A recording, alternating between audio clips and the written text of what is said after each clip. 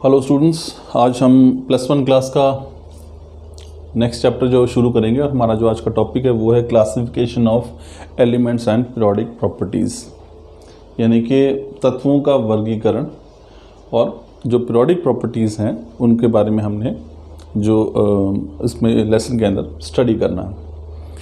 तो देखिए, हम बात कर रहे हैं यहाँ पे क्लासिफिकेशन ऑफ एलिमेंट्स की, तो हमें पता हो कि क्लासिफिकेशन होता क्या है और हमें ये क्यों करना पड़ता है। देखिए, हमारे पास अगर हम आज के टाइम की बात करें तो हम लगभग 118 एलिमेंट्स यानी नियर अबाउट 118 एलिमेंट्स हैं जिसकी जानकारी हमारे पास आज के टाइम में है। लेकिन ये पॉसिबल नहीं है कि हम सभी 118 एलिमेंट्स की इंडिविजुअल स्टडी जो कर सकें। कुछ एक जो है रेडियो एक्टिव हैं, कुछ एक जो स्टेबल नहीं होते, तो उनके बारे में बहुत ज़्यादा अध्ययन जो है हमारे पास नहीं हो पाता। तो अपने अध्ययन को आसान बनाने के लिए, ताकि हम उनका अध्ययन जो आसानी से या सुगमता से कर सकें, उनको हम क्लासीफाई कर देते हैं, यानी कि हम तत्वों का वर्गीकरण कर देते हैं। जैसे कि हमारे पास अगर हम एक स्कूल का उदाहरण लें, स्कूल में बहुत सारे बच्चे हैं, तो उनका अध्ययन और हमारा जो अध्यापन है वो आसान हो जाए यदि हम उनको क्लासेस में बांट देते हैं। तो हमारे पास स्कूल के अंदर 9th क्लास है, 10th क्लास है, 11th है, 12th है, फिर 9वीं क्लास के भी वर्ग हैं, 9वीं A, 9वीं B, 9वीं C, इस प्रकार से। इन सभी चीज़ों का जो मकसद है वो यही कि हमारा जो अध्ययन है वो आसान बन जाए। ठीक उसी प्रकार से हमारे पास जो टोटल 118 एलिमेंट्स हैं उनको हम जो है क्लासीफाई करते हैं, उनका वर्गीकरण करते हैं, ताकि उनका अध्ययन जो है वो आसान हो सके। अब देखिए, तत्वों के वर्गीकरण की बात करें तो हम आज के टाइम में आपको बता रहा हूँ 118 एलिमेंट्स है। बहुत पहले समय की बात करें तो ऐसा नहीं था, तब कम ही तत्व थे जिनकी जानकारी हमारे पास हुआ करती थी। तो सबसे पहला जो प्रयास जो वर्गीकरण का किया उसका श्रेय जाता है एक वैज्ञानिक को जिनका नाम था डोबेराइनर।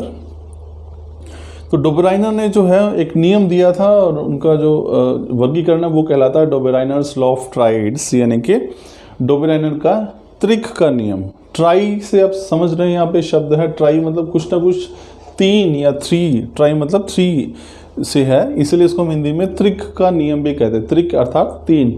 तो उसने क्या किया, पहले हम ये समझते हैं, फिर इस इंग्लिश में जो बुकिश लैंग्वेज है वो पढ़ने का प्रयास करेंगे। उन्होंने क्या किया कि जितने भी तत्व उस समय ज्ञात थे उन सभी को उनके जो परमाणु द्रव्यमान जो एटॉमिक वेट के हिसाब से जो है उनको असेंडिंग ऑर्डर में लगाया, बढ़ते क्रम में। यानी कि सबसे पहले जो है उस तत्व को रखा जिसका एटॉमिक वेट जो है कम है, फिर उसको रखा जिसका एटॉमिक वेट उससे ज़्यादा है, फिर उसको रखा जिसका एटॉमिक वेट सबसे ज़्यादा है। तो उसने 3-3 के समूह बनाए।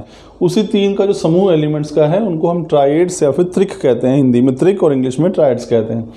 तो उसने एक त्रिक बन गया और उसमें एक क्या देखने को मिला, उसने देखा कि जो त्रिक बना है, जैसे यहाँ पे उदाहरण पहले त्रिक का लिया है, लिथियम, सोडियम, पोटेशियम, ये 3 एलिमेंट्स का त्रिक है। उसने देखा कि अगर इनका एटॉमिक मास, एटॉमिक वेट जो है अगर इनका रखा है इस तरह से, तो पहले और तीसरे एलिमेंट का जो एटॉमिक वेट है वो दूसरे एलिमेंट के एटॉमिक वेट के, उन दोनों का एवरेज, जो पहले और तीसरे का जो एवरेज होता है वो बीच वाले एलिमेंट के एटॉमिक वेट के बराबर आएगा। जैसे कि आप देखिए, पहला एलिमेंट कौन सा है, लिथियम। लिथियम का एटॉमिक वेट कितना है, 7। तीसरा एलिमेंट कौन सा है, पोटेशियम। पोटेशियम का एटॉमिक वेट कितना, 39। तो दोनों अगर आप एवरेज निकालेंगे तो वो क्या आएगा, 46/2 यानी कि 23। और 23 किसका एटॉमिक वेट है, जो बीच वाला एलिमेंट है। तो पहले और तीसरे एलिमेंट का जो एटॉमिक वेट का एवरेज है वो बीच वाले एलिमेंट के बराबर आता है। तो ये त्रिक का नियम। ठीक उसी प्रकार अगर देखोगे, अगर आप पहले का और तीसरे का इन दोनों का एवरेज निकालोगे तो जो वैल्यू आपके पास आएगी वो बीच वाले एलिमेंट के बराबर होगी, एटॉमिक वेट के बराबर होगी। तो ये था हमारे पास लॉ ऑफ ट्राइड्स। अब देखते हैं इसमें क्या है। He arranged the elements in a group of 3 such that the atomic weight of the middle element is the average of first and third element। उसने क्या किया, He arranged the elements in group of 3। उसने elements जो उस वक्त ज्ञात थे उनको 3-3 के समूह में रखा बढ़ते एटॉमिक वेट के क्रम के अनुसार। तो उसने पाया कि जो बीच वाला एलिमेंट है उसका जो एटॉमिक वेट है वो पहले और तीसरे के, यानी कि दूसरे वाले एलिमेंट का जो एटॉमिक वेट है वो पहले और तीसरे के एवरेज के एटॉमिक वेट के एवरेज के बराबर है। तो ये 2 एग्जांपल हैं यहाँ पर ट्राइड्स के, लिथियम, सोडियम, पोटेशियम, और कैल्शियम, स्ट्रोंशियम और बेरियम। अब इसकी लिमिटेशन की बात करते हैं। लिमिटेशन देखिए, पहला था ये डोबेराइनर का ट्राइड्स जिसको हम कहते हैं। इसकी लिमिटेशन सबसे पहले यही रही है कि उस वक्त जितने भी एलिमेंट्स थे उन सभी को ट्राइड्स में नहीं बांटा जा सका, यानी कि एलिमेंट्स बहुत सारे थे, कुछ ही ट्राइड्स जो है वो बना सका, जो बाकी एलिमेंट्स बच के उनका ट्राइड नहीं बन पाया। तो वो नियम वहाँ पे लागू नहीं हुआ और इस वजह से ये जो क्लासिफिकेशन थी, जो पहली क्लासिफिकेशन भी मानी जाती है, वो फेल हो गई। फिर दूसरी जो क्लासिफिकेशन हमारे पास आई वो एक वैज्ञानिक थे जिनका नाम था न्यूलैंड्स। न्यूलैंड्स ने जो है लॉ ऑफ ऑक्टेव्स दिया था। ऑक्टा शब्द से आप समझ रहे हैं यहाँ पे, ऑक्टा मतलब होता है 8, यानी कि 8 से जुड़ा हुआ। तो कुछ ना कुछ इसमें क्लासिफिकेशन इस प्रकार की है कि यहाँ पे हम 8 से कुछ ना कुछ संबंधित हैं। अब देखिए न्यूलैंड लॉ ऑफ ऑक्टेव्स क्या है, वहाँ पे भी अपने यहाँ पर उसने भी क्या देखा कि उसने जितने भी एलिमेंट्स उस वक्त ज्ञात थे, जिनकी जानकारी थी, उन सभी को जो है उनके एटॉमिक वेट, परमाणु द्रव्यमान के अनुसार बढ़ते क्रम में व्यवस्थित किया। और उसने ये पाया कि हर जो एलिमेंट है उसके जो गुण हैं वो उसके बाद में आने वाले 8वें तत्व से जो है वो मेल खाते हैं। That is property of first element resembles the property of 8th element that follows it। ये था उसका नियम। अब देखो इसमें क्या था, पहला एलिमेंट जो था उसके गुण किससे मिल रहे थे, 8वें से मिल रहे थे। इसी प्रकार दूसरा जो एलिमेंट होगा उससे गुण किससे मिलेंगे, 9वें एलिमेंट से मिलेंगे। तीसरा जो एलिमेंट होगा उससे गुण किससे मिलेंगे, 10वें एलिमेंट से मिलेंगे। तो ये पहले और 8वें जो उस तत्व है जो उसके बाद आएगा, उसके उनके गुणों में जो समान देखने को मिलेगी। देखिए यहाँ पे एग्जाम्पल लेके समझाया गया है। ये एलिमेंट्स है lithium, beryllium, boron, carbon, nitrogen, oxygen, fluorine. तो अब गिनती करिए 1 2 3 4 5 6 7। तो जो 8वां एलिमेंट है वो पहले से मेल खाएगा। तो 8वें एलिमेंट के गुण पहले से मेल खा रहे हैं, दूसरे वाले के 9वें से, तीसरे वाले के 10वें से। तो इस प्रकार से 8 का अंतर रहता है और इसको कहीं ना कहीं 8 सुरों से जो है वो इसकी तुलना की जाती है। तो ये है Newlands law of octaves. Newland law of octaves क्या है, इसको हम बोलते हैं न्यूलैंड का अष्टक का नियम। अष्टक मीन्स ऑक्टा, 8, ठीक है ना।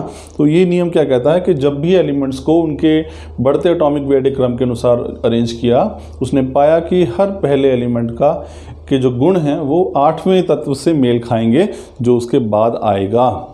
तो ये था न्यूलैंड लॉ ऑफ ऑक्टेव्स क्या है। He arranged elements in order of their increasing atomic weight and found that any given element, कोई भी तत्व हो, has similar properties to the 8th element that followed it. उसके जो पहले एलिमेंट के जो गुण हैं वो 8वें तत्व के गुण से मेल खाएंगे।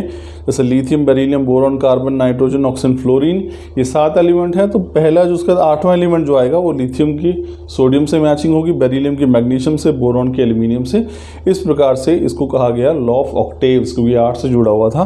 फिर इसकी लिमिटेशन भी वैसी ही है जैसे कि ट्राइड्स की थी, त्रिक के नियम की, कि यहाँ पर भी जितने तत्व उस वक्त ज्ञात थे उन सभी को ऑक्टेव्स के अनुसार जो है वो वर्गीकृत नहीं किया जा सका। तो स्टूडेंट्स ये इस चैप्टर था आपका, इसका पहला टॉपिक था और इसमें हमने 2 वर्गीकरण या क्लासिफिकेशन पढ़े हैं। पहला हमारे पास था डोबेराइनर्स लॉ ऑफ ट्राइड्स और दूसरा न्यूलैंड्स लॉ ऑफ ऑक्टेव्स।